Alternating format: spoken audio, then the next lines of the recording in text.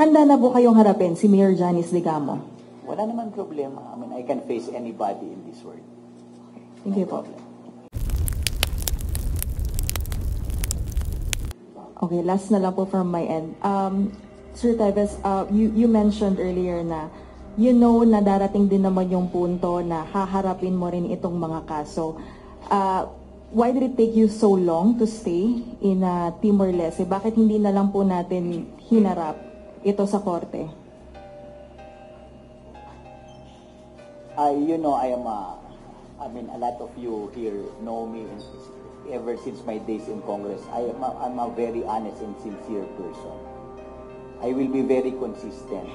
Even our pleadings in court, I had not had, even now, still have, but of course, here I feel safer with the NBI because pasalamat ako kay Director at sa lahat ng staff ng NBI na maganda yung pagtrato nila sa akin mula nung pagkuha sa akin hanggang ngayon. So, my concern is really my life, my security. Handa na po kayong harapin si Mayor Janice Digamo? Wala naman problema. I mean, I can face anybody in this world. Thank you po.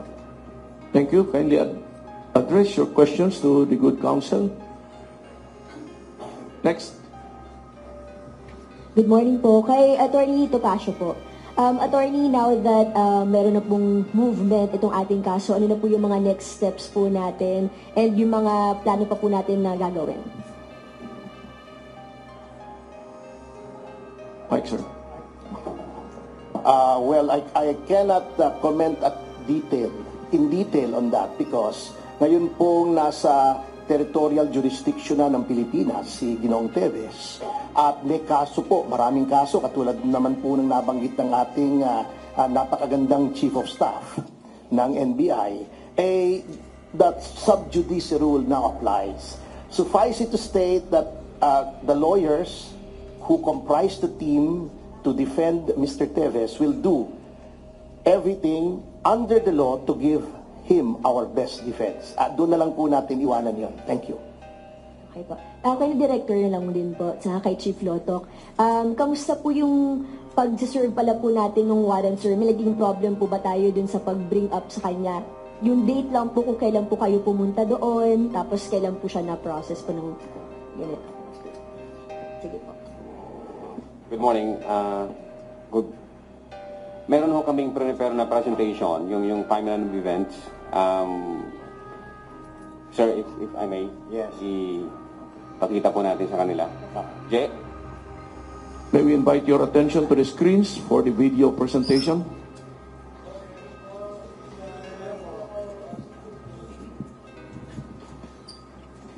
Yeah, so yung first slide, Jay, please. So this is all about deportation and handover proceeding, as well as service of warrant of arrest against Sir Arnolfo Arnie Teves Jr. here. Next slide, please. So on May 27, we saw, it's public knowledge that the immigration authorities in Dili, Timor-Leste, arrested former Congressman Arnolfo Arnie Teves Jr. Next slide, please. Then on 28, the DOJ released a press statement on the status of the transfer of Mr. Arnolfo Arnie Teves Jr. Next slide, please. Then the same Department of Justice mobilized joint team composed of DOJ, NBI, and BI. Of course, the Philippine Air Force was there to facilitate the return of Arnolfo Teves Jr. following the Timor-Leste deportation order. Next slide, Jay. There on May 28 at around 11 p.m., nagkaroon ho kami ng briefing ito sa loob ng Villamor Air Base.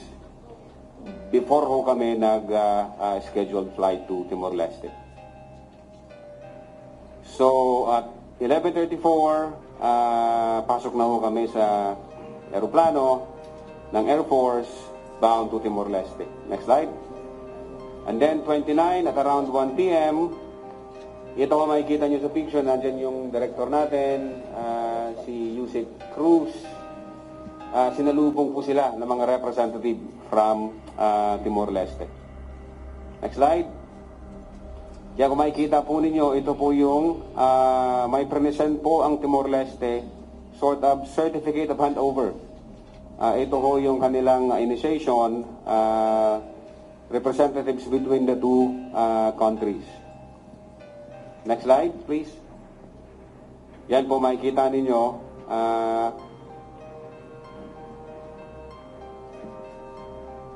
From the Philippines, makikita po ninyo si Director Santiago at si Yussi Cruz.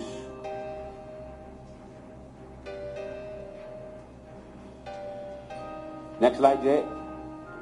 So, yung document po na kung saan present nila, pakita natin yung document, Je, please. Yan. Certificate of handover.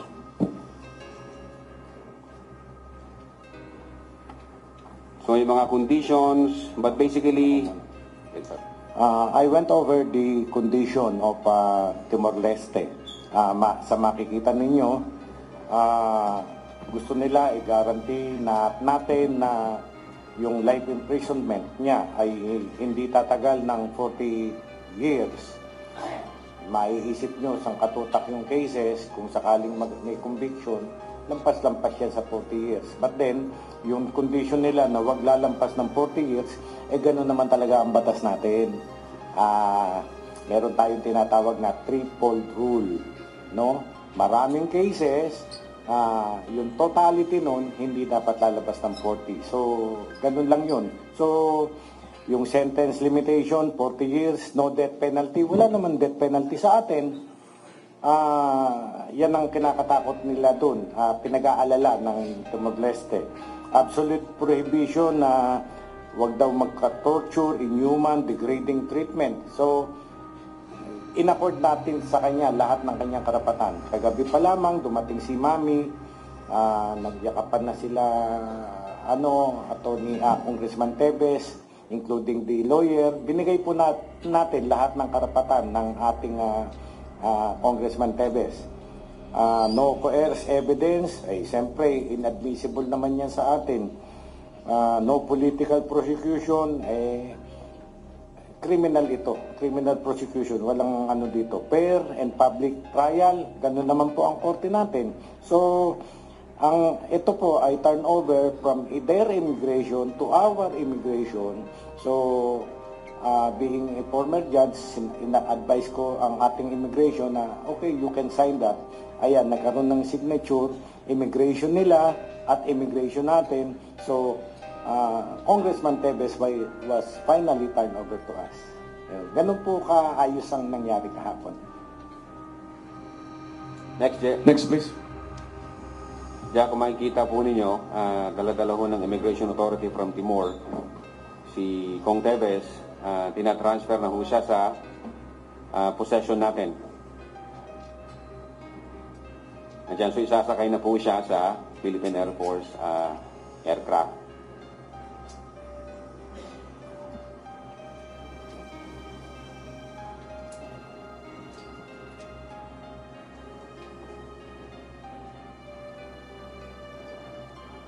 And then from there, kung makikita ho ninyo, dyan po natin hinandcuff si Kong Teves. Tinanggal na po ng Timor-Leste authorities ang handcuff, pati yung sa paa niya. Pati paa niya nakakadena doon eh. So, tinanggal na po ng Timor-Leste authorities, and then ako naman ay nag-order na tayo naman ang mag-handcuff. As a matter of protocol, pagka nag-aresto ka ng tao, he should be handcuffed. So, pinalitan naman namin. Pinalitan lang yung handcuff. At ayun nga, tinuloy na namin siya sa loob ng aircraft.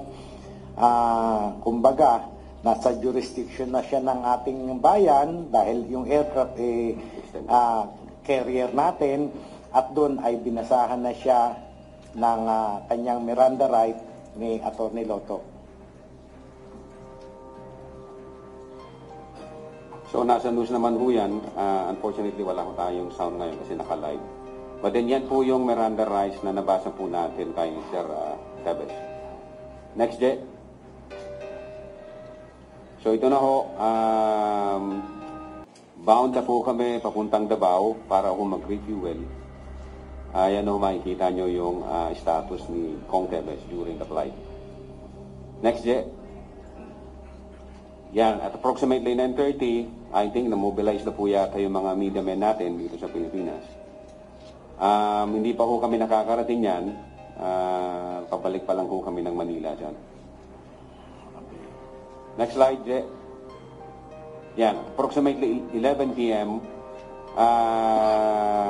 the aircraft arrived at Villamor Air Base, Pasay City. At dito ho, lumabas yung NBI with Kong Tevez, TBI, and personnel from Philippine Air Force. So dito po yun. Diniretso po natin siya sa vehicle ng NBI.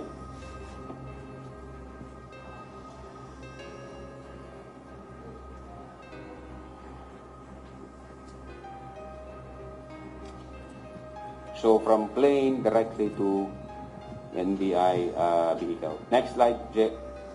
So dito po siya. Ito na po yung sa loob ng building natin. Bantay sarado po ang si former Congressman Tevez. Dahil sinamahan po siya ng director natin at iniakyat po siya sa 9th floor para dun ho simulan yung booking processes. So makikita nyo, nag-conduct ho ang NBI ng medical examination. Chinek ho yung buong katawan niya. Then ito ho yung DACT, yung fingerprint. Yan ho.